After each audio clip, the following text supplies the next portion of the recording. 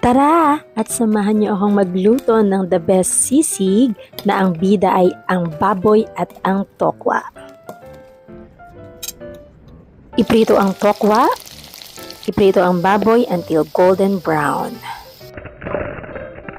Pagsamahin ang baboy at tokwa, lagyan ng spring onion, calamansi juice, asin, dagdagan ng paminta, Japanese mayonnaise, chili powder, soy sauce, oyster sauce, diced onion, red chili, and crispy chicharon. Haluin ng haluin hanggang mag-creamy. Masarap ang sisig, alam nyo kung saan i-partner? Sa alak, dahil ang sisig ay normally ginagawang pangpulutan. Pero syempre, yung ibang mga Pilipino ginagamit naman ang sisig para maging ulam. Kaya, dalawang bagay lang yan. Either enjoyin mo to sa kanin or enjoyin mo ito sa alak.